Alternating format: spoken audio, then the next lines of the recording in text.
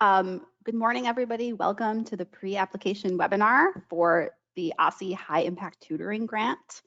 I can see that a couple people are on the line. We're just going to give everyone else until the hour until we get started. So please just sit tight and wait for everyone else to join. Thank you.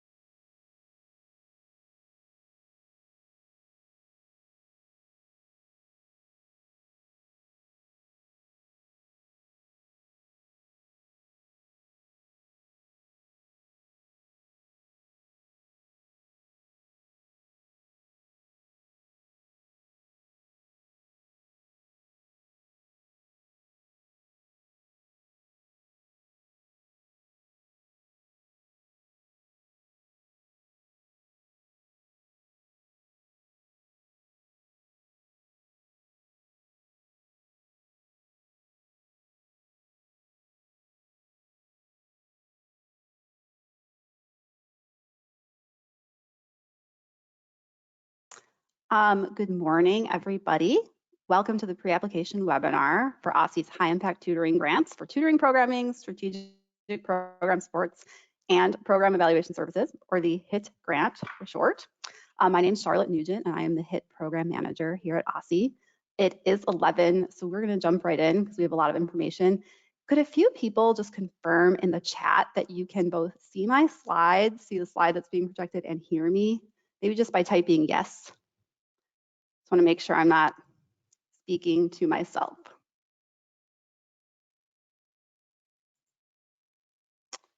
Okay, I'm not getting confirmation. Okay, yes, I can hear a yes from a panelist. Can any attendees, could someone type a yes to confirm that you can hear me and you should be able to see me and that you can see my slide?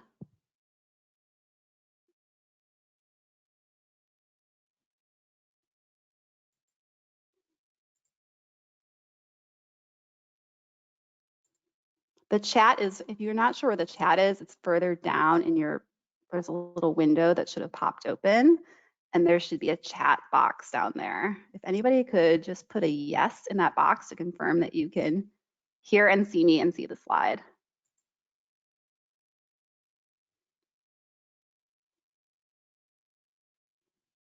I see questions. Okay, I see people putting yes in the question section. Okay, great. So I can see your questions. That is good. There is also a chat box. I'm not, now this makes me question whether you all can use it. It should be further down in your bar. If not, we will just be sure to, I can't use the chat section. It seems to be disabled. Okay, so we cannot use it, no bar. Okay, thank you for letting me know. So I can see the questions now. We will just use the question section then during this webinar in place of the chat. And thank you for everyone for letting me know. And good thing to know for next time.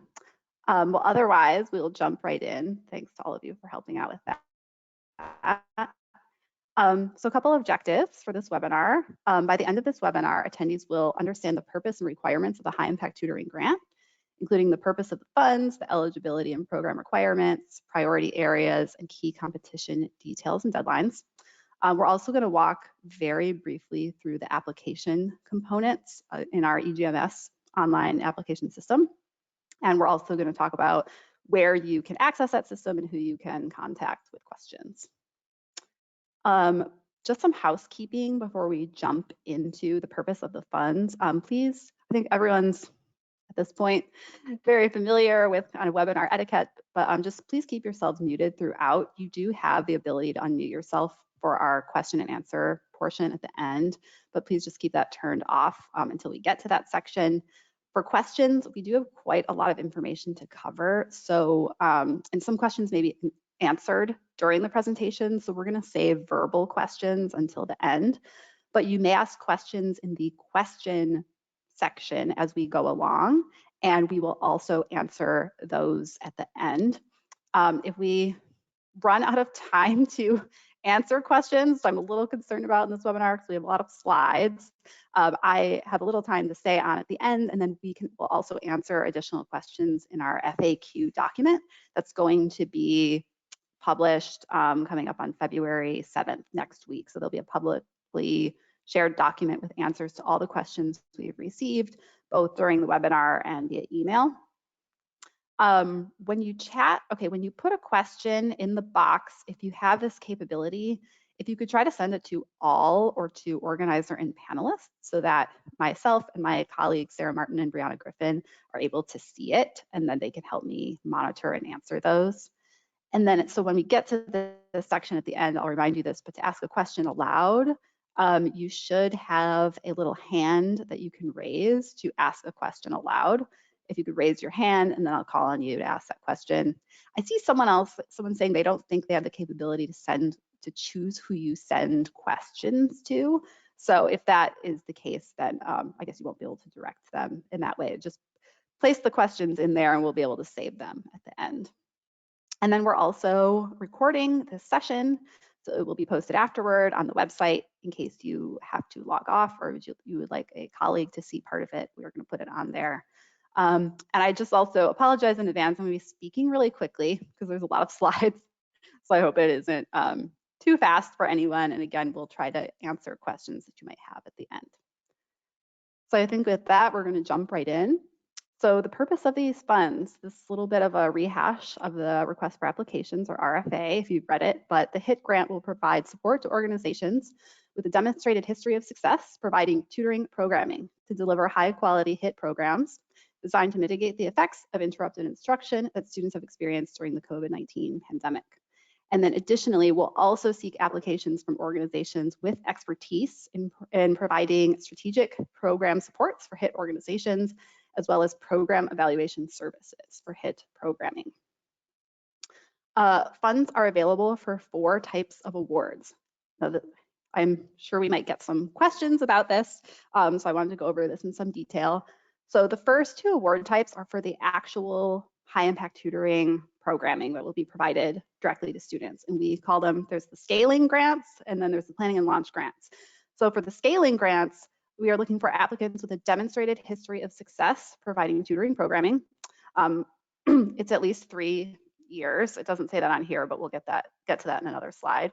We're planning to offer evidence-based HIT programming directly to district students at 3 or more school and non-school sites, and to at least 150 students, and 300 over time, which we'll get to in more detail.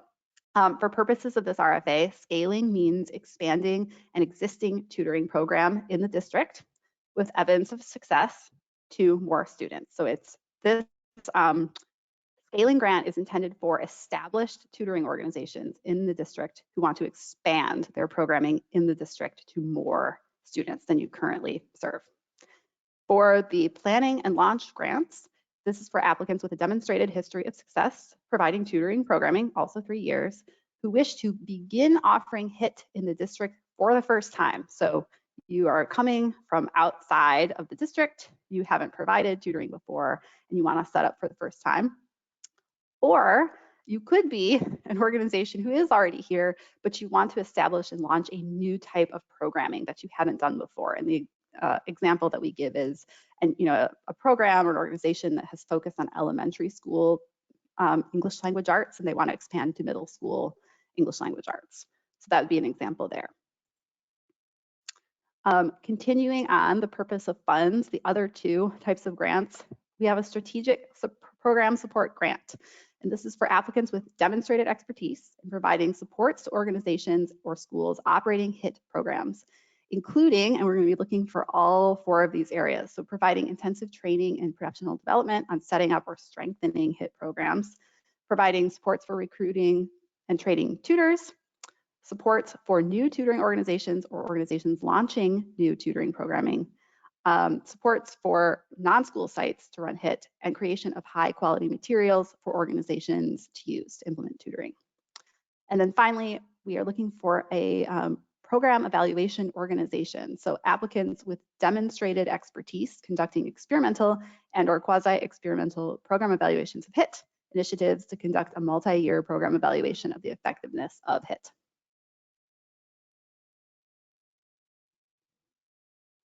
Okay, I'm just checking the questions here. All right, I'm gonna move on to the next slide. What is high impact tutoring? We wanted to go over what some of the parameters are that we're looking for in these programs. Some of this is laid out in a fair amount of detail in the RFA in sections 1.5 through 1.9.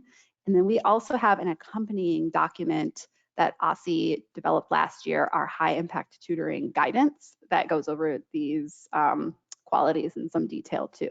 So what is high impact tutoring? I'm going to say what it is and what it is not, kind of going back and forth across the slide. So it is accessible to all students in a school.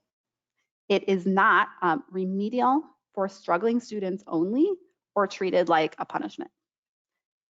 It is, I'm in the second row now, intensive and at least 2 times a week. It is up to a 3.1 student tutor ratio, and it occurs a minimum of 90 minutes per week or 60 minutes per week for kindergarten or first graders. It's not on the slide, but that is part of the RFA. It is not low dosage or irregular or occurring 1 time per week or less, and it is not higher than a 3-to-1 student-tutor ratio. So no 4 or more students.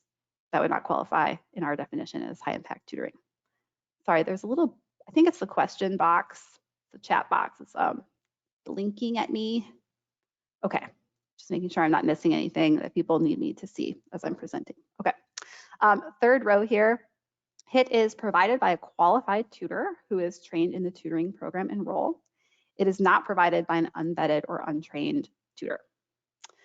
HIT is individualized, so it's driven by diagnostic and formative assessment data, and it's aligned to the student's current skill levels while also connecting what is currently being taught in the classroom. Excuse me, I have 2 screens. I'll move this one closer. Yeah, it's better for me to read. It is not decontextualized, sitting in front of a computer program only, focused on discrete skills or filling out worksheets. Probably not a surprise to most people on this call. And then the final row, HIT is responsive. It involves a positive mentoring relationship between the tutor and the student. It's assets oriented, so it values students' diverse strengths and needs. It's committed to high expectations for all of the students who participate. And then it is in addition to core content area instruction and students' other required services, such as English language instruction or interventions or any accommodations outlined in an IEP. It is not a replacement for any of those other things mentioned. It's not a substitute for other interventions or services a student may need. It's not in place of, excuse me, content area classroom instruction or cause for a student to miss content area classes. So we just wanted to highlight what it is and what it is not. Again, you can also find this on our tutoring guidance. It's posted on our website. And please put any questions you would have about this either in the question section, not the chat. And we will also, if you have questions about it, we can try to answer them at the end of this call as well. Funds available and funding period. This is also a repeat of what is in the RFA, but just to re-emphasize it here, we anticipate making between 12 and 17 awards in total across the 4 award types. Excuse me, moving that a little bit too.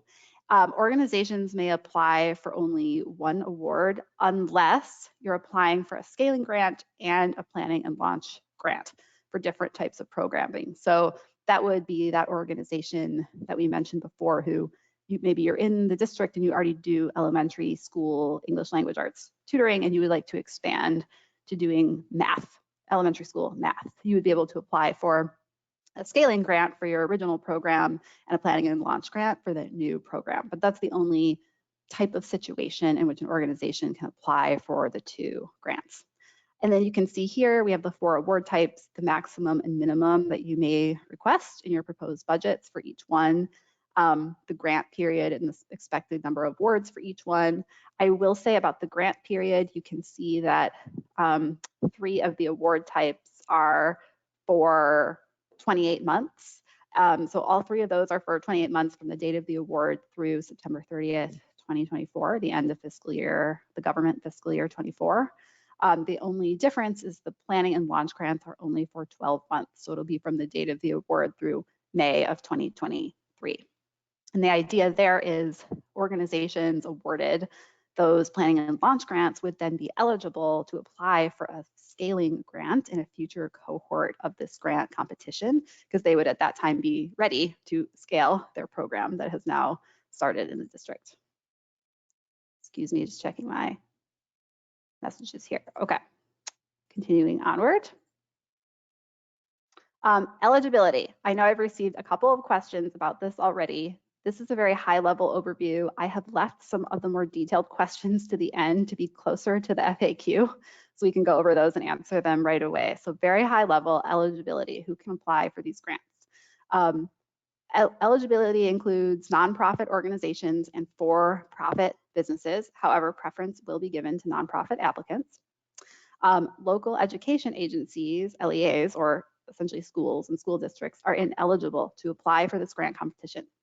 In a future grant competition or cohort of this grant, we may, it's possible that we may expand eligibility to LEAs, but at this time they cannot apply.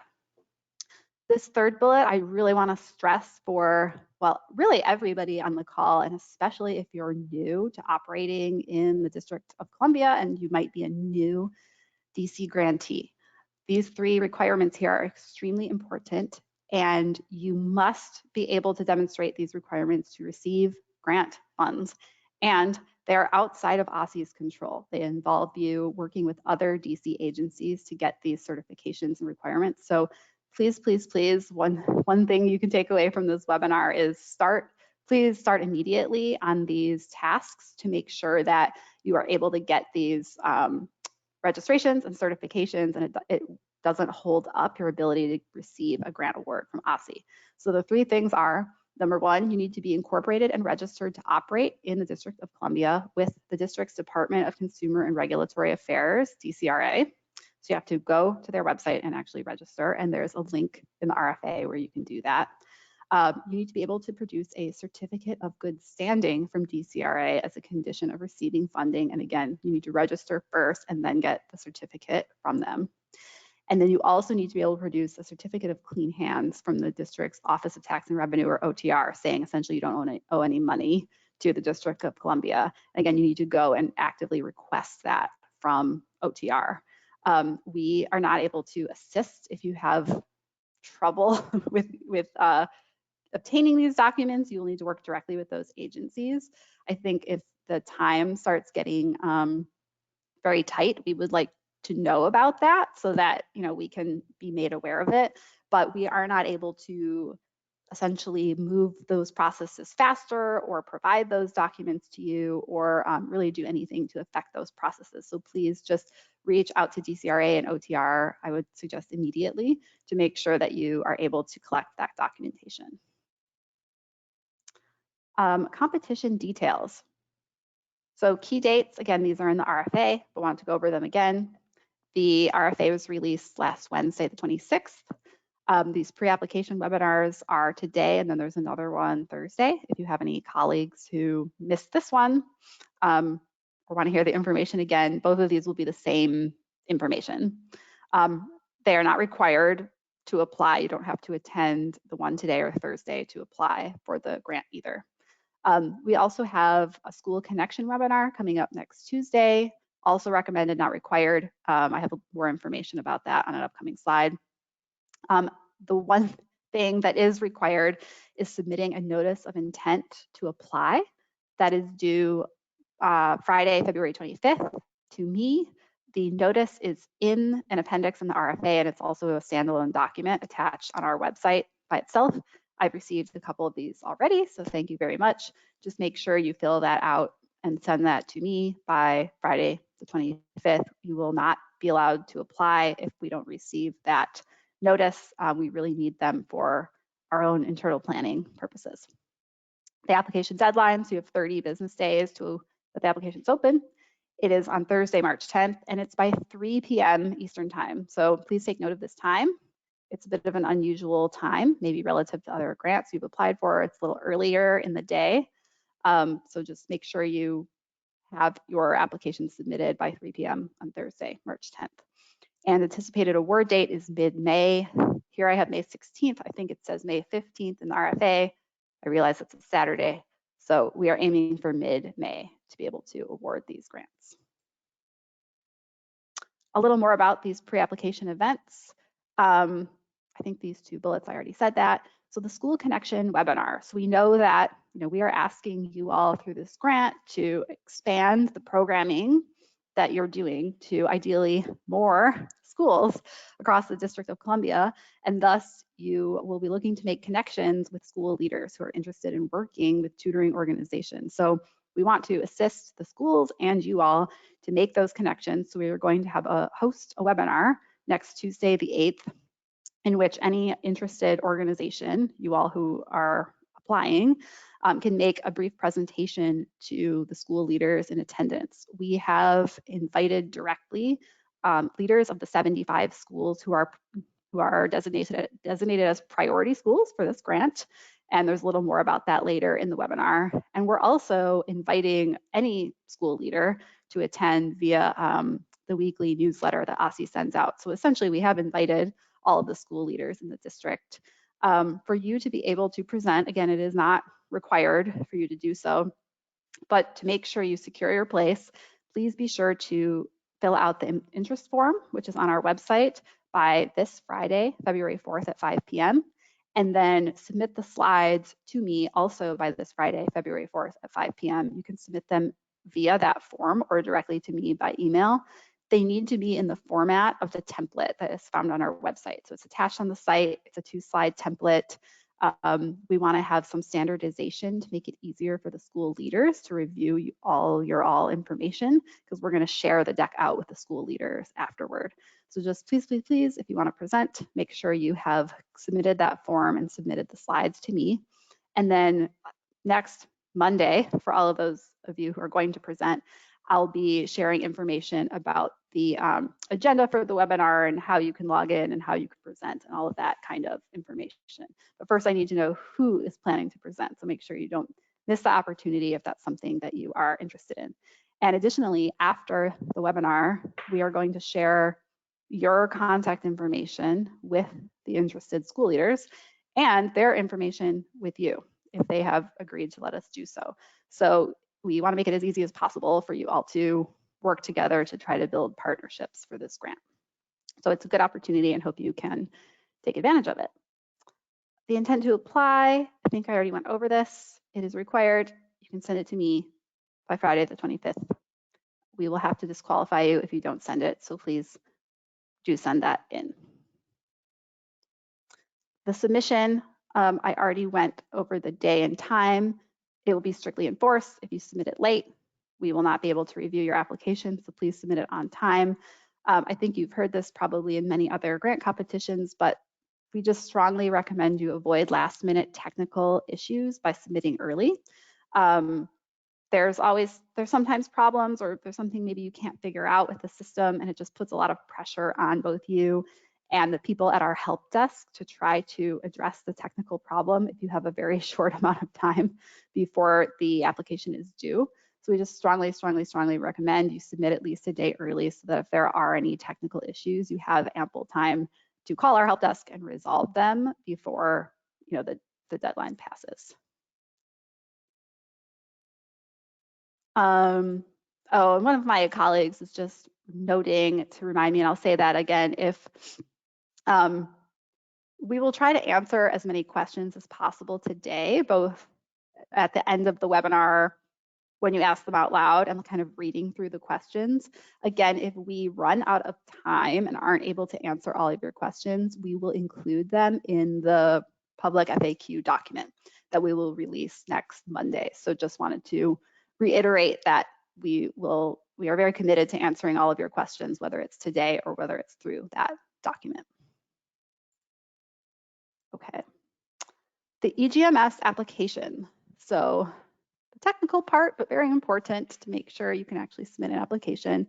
We will only accept applications through our online grant system, which is the Enterprise Grants Management System, or EGMS. Many of you, maybe you are an existing grantee or you've applied for an OSSE grant before, you can use the login that your organization already has. If you have not applied for an OSSE grant before, you can go to EGMS and click login and then click new user, and you can see it's highlighted down here on this screenshot. And again, we'll post this on the website so you have it. The link to EGMS it'll be in this presentation, and it's in the RFA as well, and on our grant website. The first thing that you will have to do is complete what we call a central data assurance. This is just a common set of assurances about data and some other legal aspects that every single grant applicant has to complete. And we do it so that we don't have to include the same boilerplate information over and over again in every single grant.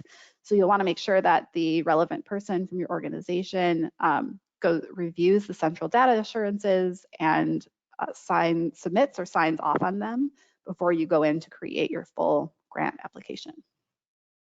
So that's something you could even do today or tomorrow. You could log in and create an EGMS account, and you could go in and complete your central data assurances, and then you just know you have that step out of the way. So once you've registered and completed those assurances, you will proceed to your organization's dashboard, and then you will select High Impact Tutoring Grant. There will probably be a number of tiles on that website because there's a number of grants that you can apply for at any given time. So you'll just need to sort through or scroll through the tiles until you find this one that you're looking for, High Impact Tutoring Grant. And then you will click this blue link that says create a sub-project. It's not the most intuitive statement. You're probably looking for something that says like create an application, but you will want to create a sub-project, and that's how you will create your application for this grant. Once you create your application, you will see a bunch of tabs pop up at the top of your application page, and this is the actual application that you are now in for the grant, and it has a series of tabs and sub-tabs to help you navigate. One thing I just want to say right up front is that if your organization is one that would like to apply for 2 grants, so that's both a scaling and a planning and launch grant, you must submit 2 separate applications in EGMS, one for each award type. So please do not submit a single application for both award types. This is because we need a different budget from you for each grant, and each application has only one slot, one tab for all the budget information. So just make sure that whoever is handling your actual EGMS account, they create 2 applications for you to work on for both of those award types. If you're only doing one award type, that concern does not apply to you. You're just going to have your one application. So we will go through these tabs one by one. The section 1 or tab 1 is the overview pages. This is just general information about the program and the competition, including the scoring rubric that will be used by the panel to score and rank each application. And there's nothing that you need to complete on these tabs. So it says general information, review panel, rubric. This is just an informational reminder for you from the RFA. Section 2 is your organization's contact information. Make sure you enter it completely and correctly. The application won't let you submit without this, so also don't leave it blank because you won't be able to submit. And this also gives you an opportunity to, if there are people you want to be CC'd or notified about actions through the grant that aren't official contacts for your organization, you can put them in there as well.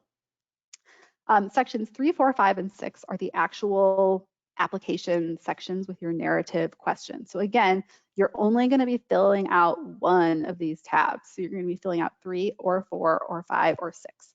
All of them will be there and available to you because we don't know when you're completing the grant which grant you intend to apply for. So you should just fill out the questions in the tab for the grant you're applying for and leave the other 3 blank because you're not applying for those types of awards. So if you're applying for a scaling grant, it'll be tab 3. See if I can go back. Go back. Tab 3, it'll be up here. Scaling high impact tutoring programming. There are 11 narrative questions that you will answer, and then you will also attach your organization's logic model and or theory of change in there. And there's an actual place in a question where it reminds you to do that. Very similarly, section 4, planning and launch grant, or I should say tab 4, there are 13 questions, and you'll also put that attachment of the logic model and or theory of change in there. Section 5 has 9 questions. You will attach the logic model and or theory of change. It says and here, but the RFA says and or. So it depends on if your organization has, if you have both, attach both. If you have one or the other, you attach one or the other, but those are required.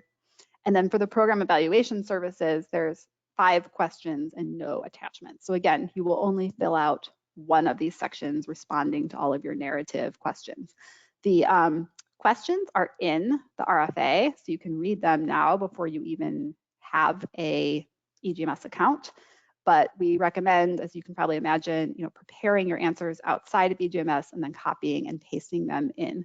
Please note the EGMS fields do have a character limit of 5,000 characters. 5,000 characters is pretty long. It's like it's probably like at least a page worth of response, but just think about that as you're putting your responses together, so you don't prepare a response outside of EGMS and then go to paste it in and it's too long. Just make sure you're meeting the character limits in EGMS.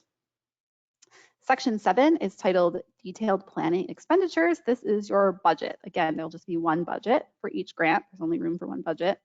The first tab of this section it is 5 more questions that are narrative written out questions. And this is essentially your budget narrative. Again, you can see these questions in RFA. And then there will be budgeted line items by category. And there's 5 different categories. Those tabs are only entering numbers for your budget. So there's no written narratives there. It is just the budget that you are requesting for the grant. I think some of our categories are maybe not the most intuitive types of categories, and they may be a little different from how you typically classify your own budgets. But we are just asking people to put the content in the budgets that makes the most sense and aligns for what you are asking for. I think if you have any questions as you're going through about these categories and what should go where, you can reach out with questions as well. I will say that makes me think about questions and FAQ. We will publish answers to our FAQ next Monday, the 7th, and we also intend to publish another round of answers to our FAQ on February 18th. We request that you send any questions that you want answered by early that week of I think I'll have to look at this. The date is in the RFA. I'm pretty sure we said it's Monday the 14th. Please submit questions by email for us to answer on the 18th. If you don't submit your question before then, we just can't guarantee we'll be able to answer it at all. So make sure that in these next 2 weeks, you really kind of look over the RFA, you look over the application, you sort of pile up all the questions you have, and if any, and send them in, because we may not be able to answer them after that. And we're by grant, laws, we have to answer all the questions we receive publicly. We can't engage in extensive answering of questions with individual applicants. We can answer basic things like, where is EGMS or how do I log in, but not more detailed questions about expenses and eligibility and whatnot. So just make sure you have asked all of your questions by the date that's in the RFA, and we can follow up to confirm the date that we put in there. Just a brief overview of allowable expenses. Funding will be made available to awardees on a reimbursement basis. So OSSE gives funding of reimbursement only. You have to expend the funds and then afterwards submit a reimbursement, and then that's how you get your funds. And they must be aligned with the approved application budget. So allowable expenses include costs that support projects that meet the purpose of the funding, costs that align with and support the projects described in the application, and costs that meet the requirements of permissible use of federal funds within 2 CFR Part 200. A number of the questions we get, well, I should say backing up, this is in the RFA, but these funds are federal funding from the American Rescue Plan that was passed last year. They are ARP county funds administered by the U.S. Department of Treasury. They are governed by this 2 CFR Part 200, which is federal regulations around spending of federal funds via grants. So a lot of the questions we've gotten and the answers we'll be giving you about how you can spend the money is actually not OSSE or even DC government's rules. It is the rules from the federal government, and a lot of them can be found in this 2 CFR Part 200. It talks about what is allowable for a federal grant. So if your organization has an attorney or has anyone else on staff, to look at this, I strongly encourage you to become familiar with this 2 CFR Part 200, because a lot of the answers to your questions about what the money can be used for can be found there. Non-allowable expenses include unallowable costs per federal government guidelines, which again are laid out in 2 CFR Part 200, costs that don't align with what you said you would do in the application, and costs that don't meet the purpose of this grant. And I think we'll talk about this more in a little bit, but we will be expecting you to submit budgets that are for high impact tutoring only. So I know some questions that we've gotten are from organizations that maybe your organization tutoring is one of the things that you do, and you do some other things, like you might have a mentoring program or a teen leadership program or whatnot. We will be only funding high impact tutoring through this grant. So just please make sure that your application and your budget only describe high impact tutoring programming, and that you're only requesting funding for the high impact tutoring portion of what your organization does, and not some of the other programming that you might offer, which I'm sure is very valuable, but is just not covered by the purpose of this grant.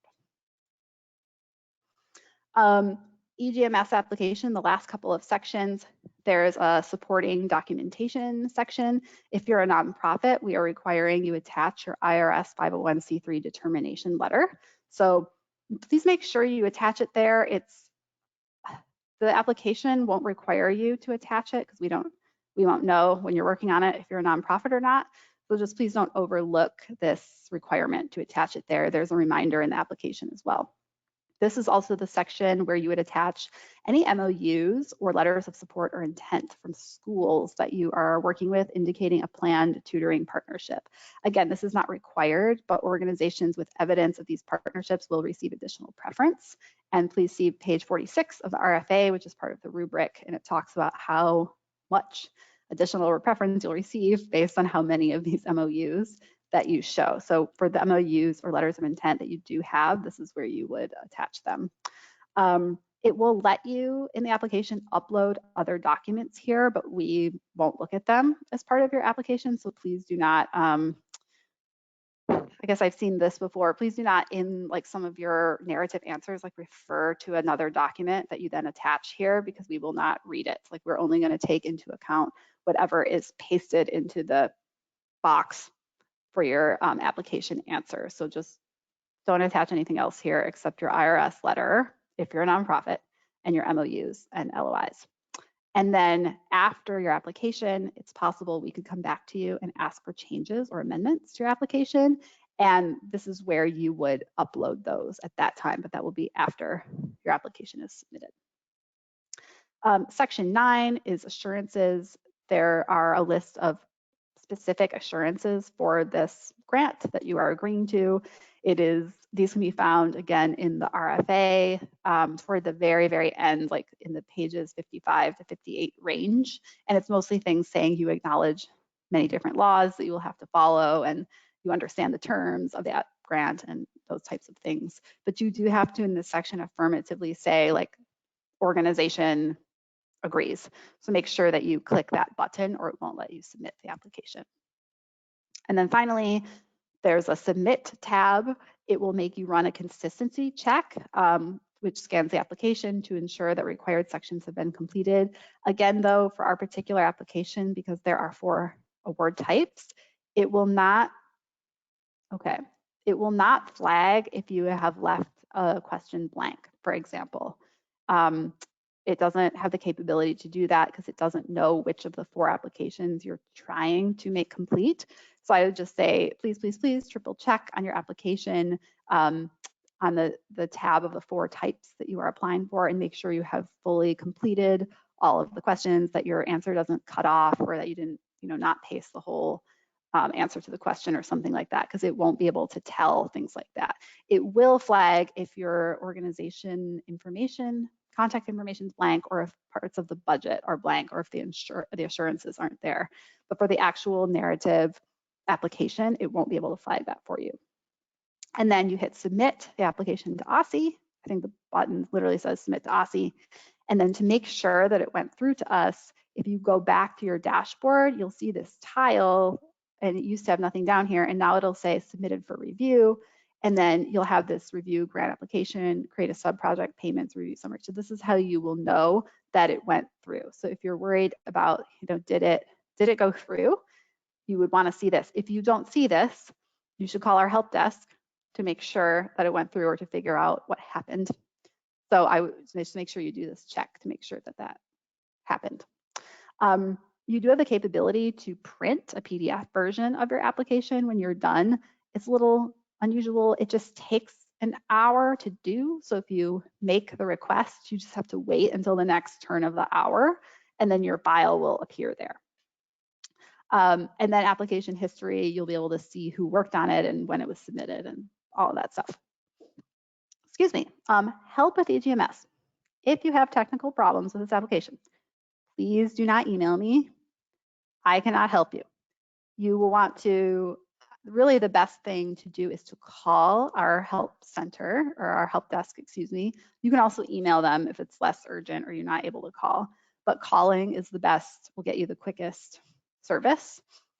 There is also an EGMS training on our website where you can walk through how to create a new login and how to use the various features. So again, if you're new to using EGMS, really encourage you to take advantage of that training. And please, if you take another thing you should take away from this webinar is do not call or email me if you have trouble with the application. I don't want to delay you getting your answer to that technical issue, and the help desk is who you will need to call. So please reach out to me for the eligibility questions, the things about program, the content of the application. If you're having trouble at anything at all with EGMS, logging in your account, did it submit? I think there's a glitch. Like, please just call our help desk right away because they're the ones who can help you the most quickly. Quick overview of the review and award process. This is in the RFA, but just to reiterate, these are competitive grant awards. They will be reviewed by a panel of external reviewers, which is actually part of DC grant law. The panelists will be neutral, qualified professional individuals selected for their expertise, knowledge, and/or related experiences. So we'll be looking for people with, experience in education and tutoring. They will all sign a conflict of interest statement, and so they will not have a conflict of interest with any of the applicants to the grant. And the application will be scored against a rubric, and you can see that rather detailed rubric in both the EGMS application and Appendix B of the RFA. I think the rubric will really, it reveals a lot of keys for how you can be competitive in being awarded this grant. So I encourage you to spend time studying the rubric and make sure you understand all the categories. I think in that vein, for the scaling and the planning and launch grant types, there's 13 categories in particular where applicants can get up to 35 additional points on the application. And it's things like serving high need grade levels, middle or high school, evidence of strong partnership with schools, which we talked about a little bit, specific plans to serve students with disabilities, specific plans to serve schools where 20% or more of students are English learners. Really, we added these categories because these are the areas that we see a lot of need in the district for organizations to serve with tutoring. And we just really want to encourage organizations to think about these different types of tutoring and groups of students and categories and how can you serve them. So again, it's not required that you submit an application that checks off these boxes, but you will get more points and be more competitive if you do so. So we just really encourage organizations to look at those categories carefully and think, how can we offer this type of programming or serve these students? And yes, this is just reiterating that Appendix B is where you can see that, or the EGMS application, it's in there too. And just a special note, the Planning and Launch grant has 3 categories that are special to it only.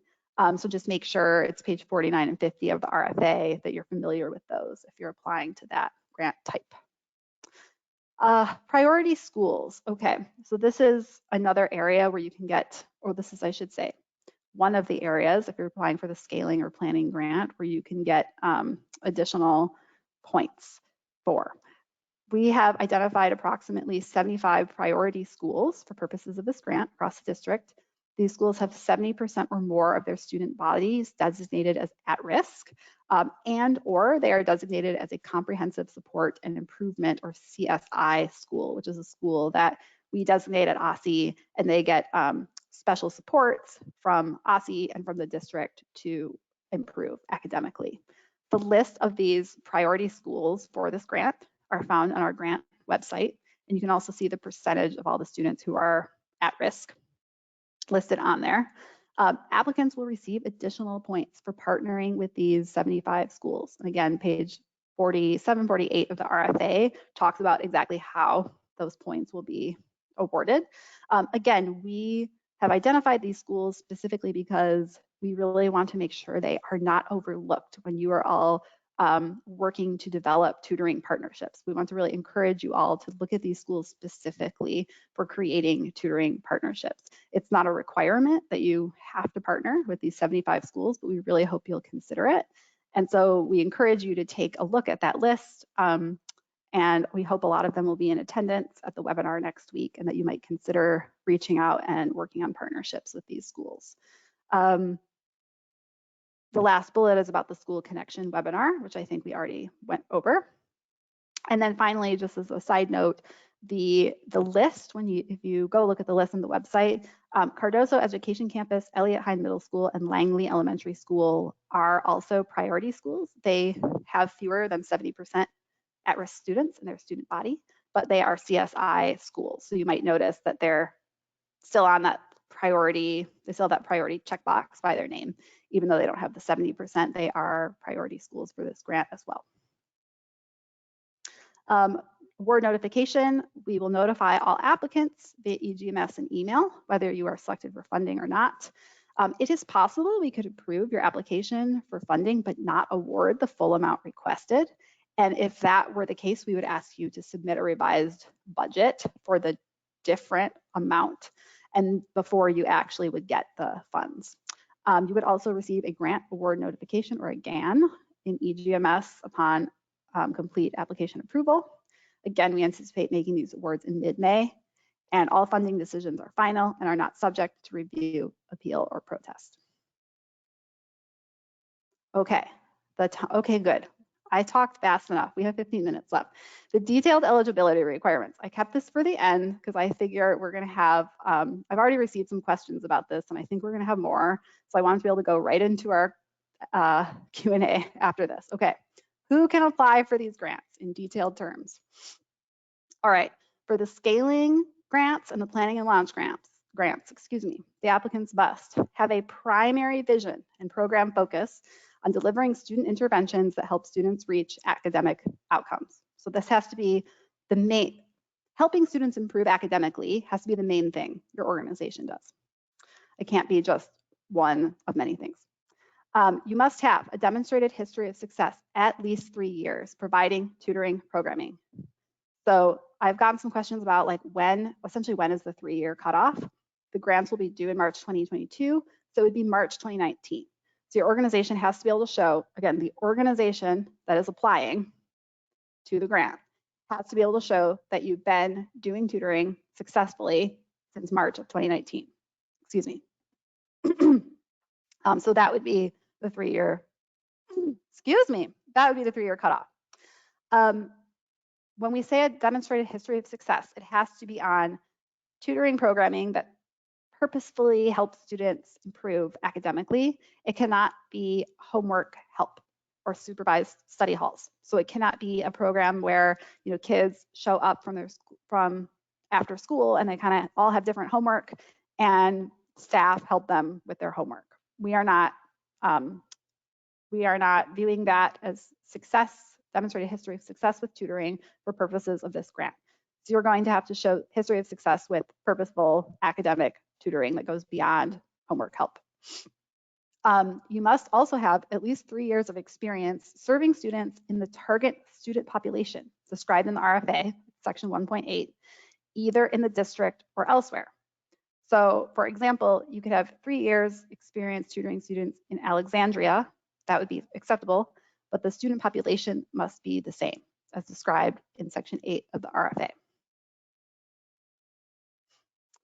For the strategic program support, you must have a demonstrated history of success, at least 1 year, providing supports to organizations and/or schools operating high impact tutoring programs, high impact tutoring specifically.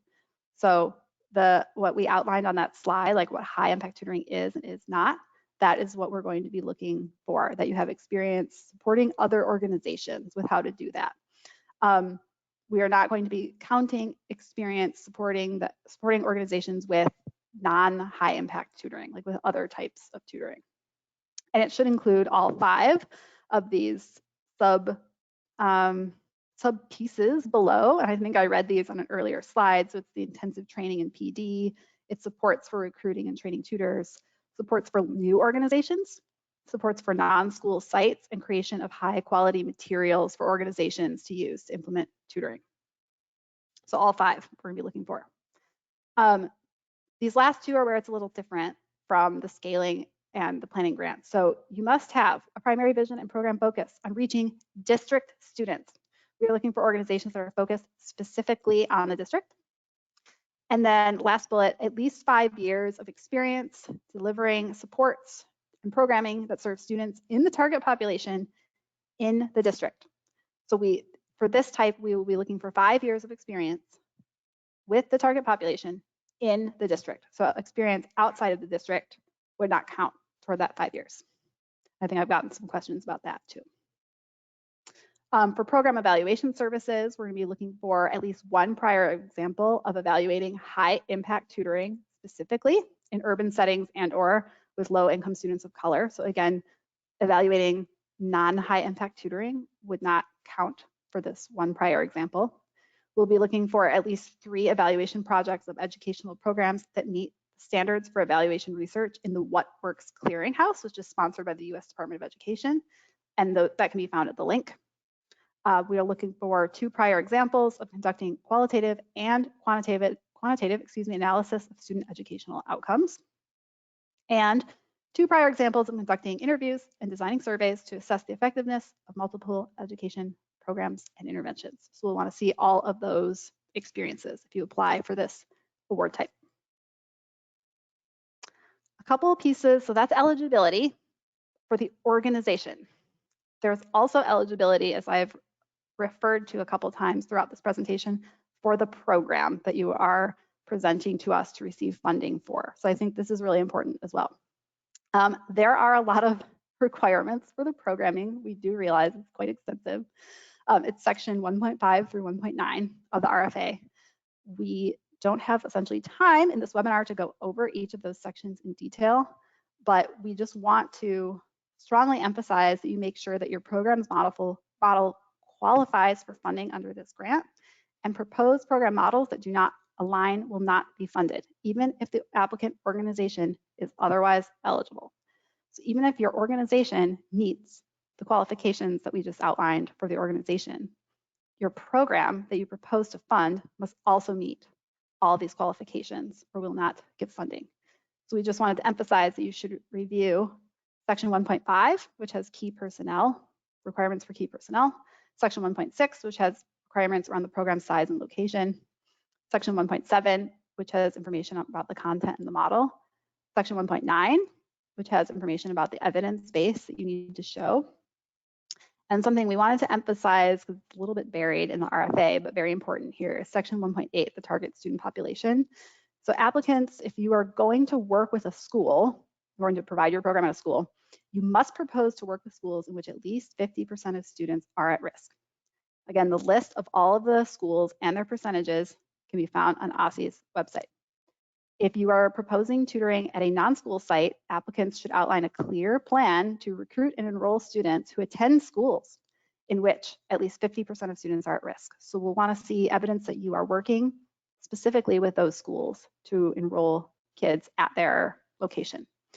Please do not, this could inhibit your ability to get funding. Please do not request funding for partnerships with schools with fewer than 50% of students at risk as part of this grant.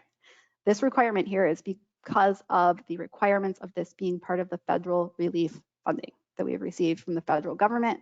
It has restrictions on how it is used for pandemic relief. And this is one of the restrictions where we are trying to make sure the funding goes to the schools most in need.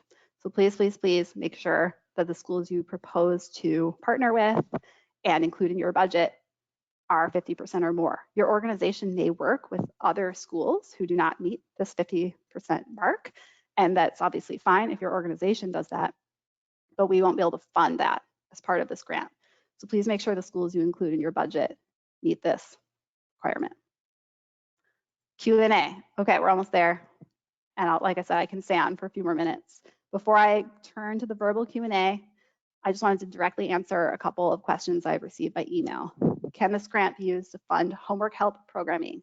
No, it is for high impact tutoring programming. There's a piece in the RFA about this, which we direct you to here, and also remind you to review the guide and the earlier slide that we presented. So please make sure homework help is not included in your application. Can this grant be used to fund programming other than tutoring? Like I mentioned before, a mentoring program or a teen leadership program or some other type? No, this is for high impact tutoring only. Even if your organization does that type of programming, please do not include it in your application or budget request. Can this grant be used to fund virtual only tutoring programming? No. Okay, this is a little bit of a nuanced answer. We are looking to fund primarily in-person tutoring under this grant. Page 13 of the RFA says at least 51%, so more than half, must take place in person with the tutor and the student in the same location. And then up to 49% can be virtual. So we will accept applications from organizations where all the tutoring is in person, or they have a mix of this virtual and hybrid, or excuse me, a mix of in-person and virtual tutoring. But at this time, if your programming is entirely virtual, 100% virtual, the program is not eligible for this grant. Okay, I think I got through my whole presentation with a few minutes to go. We will try to take some questions now, I think verbally first. If people could press the little hand button to raise your hand, and I'll see if I can call on you to ask a verbal question. And I know there have been questions entered in the chat as well that, strangely, okay. I'm having a hard time seeing, and I think thanks everyone for putting up with me because I'm myself learning how to use GoToMeeting more effectively. These questions are really hard for me to read. Something about how the box is set up. Charlotte, I can see the questions and read them out to you. You can. Okay, fantastic. Because for some reason I can't make the box large enough to see. I do see we have a few Sarah hands raised. I'm going to do those first, and then we will do. Okay, I'm literally going down the list in alphabetical order. Okay, Catherine Peretti, I see your hand raised. Hey, can you hear me? Yes, we can hear you. Perfect. Okay, my question is, can LEAs be sub-grantees under any of these grants? Specifically the Strategic Partner Grant? Sarah, could you note that question down? I think we'll have to get back to all of you. Okay. I can submit it through the form, the online form as well, and you can. Or just email me. I will say I'm pretty sure we cannot have sub-grantees under this grant, under this funding at all. But before I give that final answer, I want to confirm with our attorneys. Oh, wow. Okay. Yeah, that's a big deal. Thanks. But yeah, and we will put that in the FAQ as well. Okay, the next person I see is David McGloin. I'm going to unmute you. Well, okay, I hope to unmute you. Oh, David, you are self-muted, and so you might have to unmute yourself, which I hope you can do.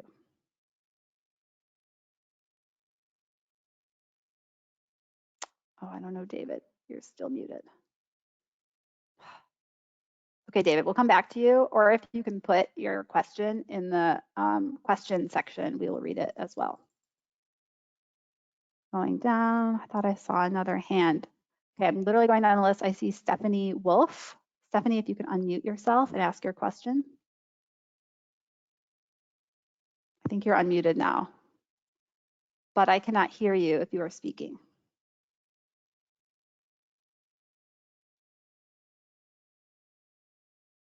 Okay, Stephanie, I think you went back on mute. So maybe you do not have a question. Maybe you don't have a question at this time. I will keep going down the list. I see Todd McCormick with a hand. Todd, if you can unmute yourself.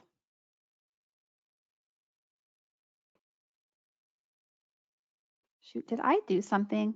I feel like I might have muted you guys and I don't even, wait, Todd, you're unmuted.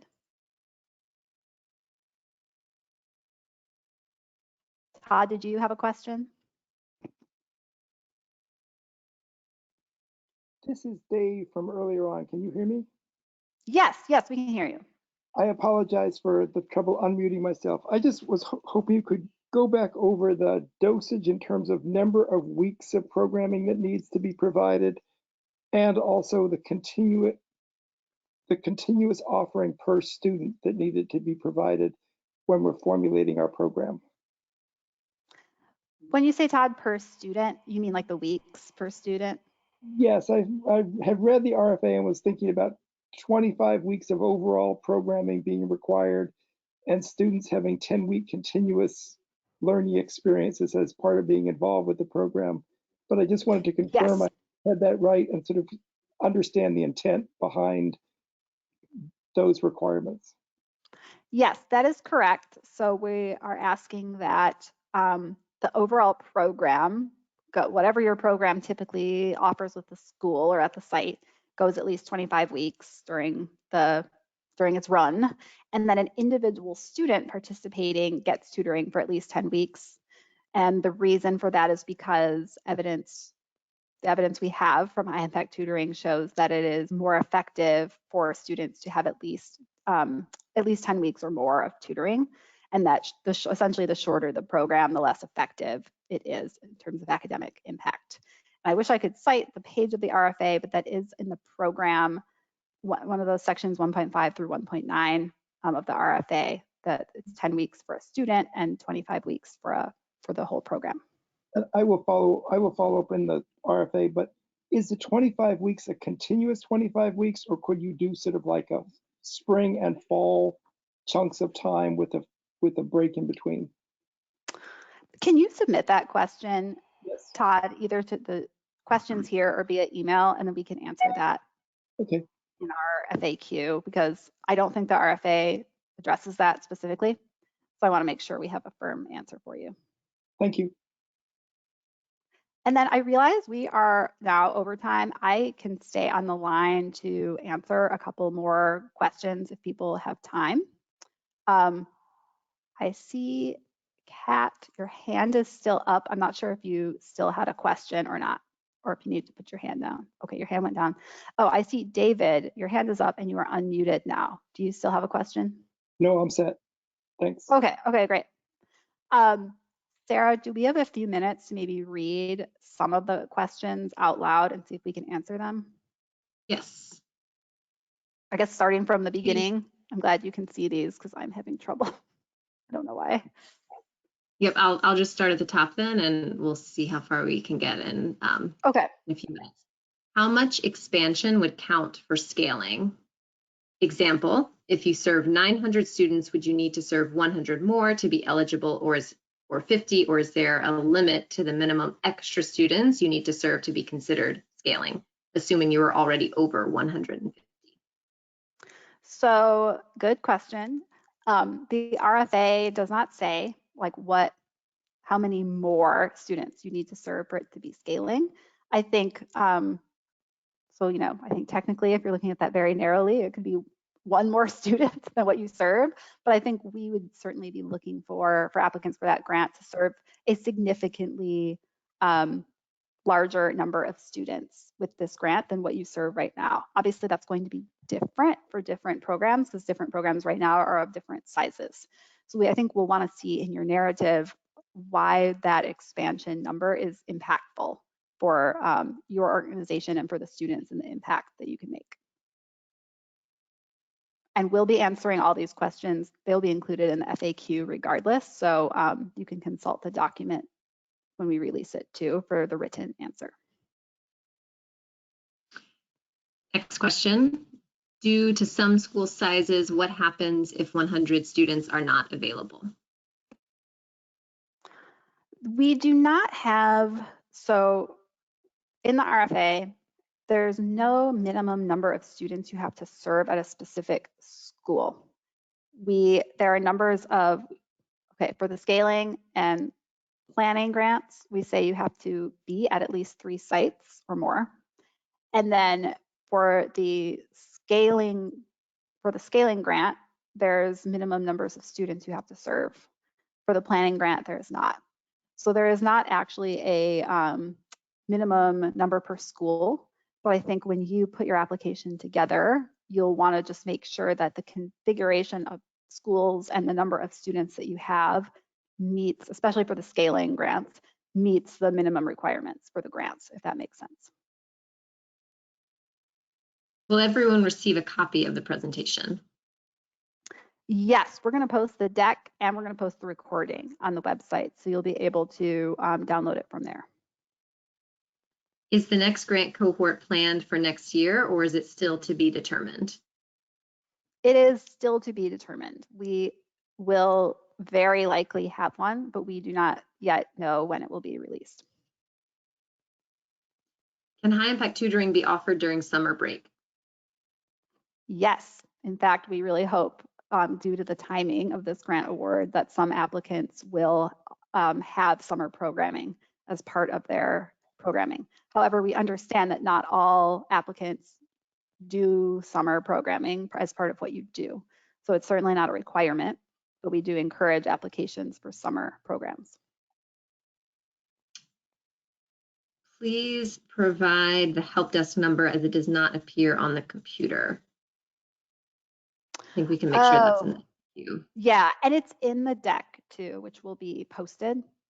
So you'll be able to get it. You'll be able to get it from the deck as well. And the last question I can see from when I pulled the questions a little while ago, our program is located on site at apartment complexes and serves students who reside there. We partner with the local feeder schools. Must we serve all students, say third graders, at this school, or can we limit to children in the targeted housing communities? If you are, okay, so this is one where I think we're definitely going to want to provide you a detailed response in the FAQ, but I would say the requirements for the non-school sites is that you have a clear plan for recruiting at these schools where 50% or more of the students are at risk. So it's less about the actual students that you end up enrolling, or I shouldn't say that, but we're not. Yeah, we want to see a clear plan for working with those schools to enroll students in your program. I think that would be my first answer, and then we'll definitely look at your typed question in detail and put an answer in our FAQs as well. And I think a few more questions may have come in, but I cannot see them at this time. So I think we could answer whatever is. Okay, great. I see one more question, Sarah, and so I'll read and try to answer this one for everyone. And if your question was skipped, I think just know that we're downloading them and then we'll put them in our FAQ document. So it says, I know the funding is multi-year, 28 months for up to X amount of dollars, but is it necessary to apply for the continuation of funds at the end of year one? Correct. Is there a second continuation of funds as well? Yes. So someone is familiar with how OSSE grants money. Yes, it is a multi-year grant. We intend to, here in May, award the funds over multiple years. But to actually get the funds from OSSE, you'll have to submit an application, what we call a continuation award, to actually get the funding for the future fiscal years. So you'll get the money up front for you'll be able to reimburse, I should say, for FY22, which we're in right now. You'll have to do a continuation application and get an award for 23, and then again for 24. So there'll be two subsequent continuation award applications that you will need to do to get the subsequent years of funding. Okay, and someone else just saying they found the answer to their question, and that is the only other one I can read. So continuation, oh wait, maybe I can read it. Is it necessary? Oh, someone is saying, okay, Sarah, now I somehow figured out how to see the other. We can't seem to find the list of the comprehensive school list. Where is it on the website? It is on the OSSE grant, our little grant website that is part of OSSE's site. I don't know if Sarah, if you're able to, yeah, I can stop sharing my screen here. And I can drop the link in for you all. But then there, it says it's like school data list. It's a Excel document. And that's where you'll be able to find all of the schools. What else do we have? Okay, for the launch grant, if the organization applying is relatively new, is the creator or founder behind the organization providing a demonstrated history of success providing tutoring programming prior to the creation of the organization, is that sufficient in meeting eligibility criteria as the organization has not been in existence for 3 years? I think we got another question like this. I would like to answer your question in the FAQ. So I want to make sure we give you a correct answer about whether you're eligible. So for people who are in that position, if it's a new organization and the founder or the person or the staff have the experience, we'll want to we'll answer in the FAQ for you. Let me see if I can get back to another. Where is the template for the slides in the School Connection webinar? Also on our OSSE grant website. Let me see. Here we go. I will put, okay, I don't know if everyone's gonna be able to see. I hope you can see this in the chat though. Okay, I just put the link in the chat that has the template on it, and it also has the school data sheet on there. What else? Some of that is partly of. Will this recording be shared? Okay, I think we answered that one. Can funding cover any activities that take place prior to the anticipated award date? No, it'll only be for activities that happen when the funding starts.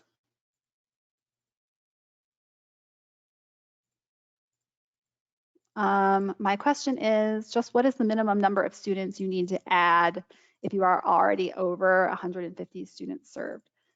Well, it depends on if you are a planning or a scaling grant. And if it's scaling, you need to show a clear plan for getting up to 300 or more in the lifetime of the grant. So I think that's what we would want to see is that you, maybe you're at less than 300 now, but you have a plan to serve up to 300 with the funds used from the grant.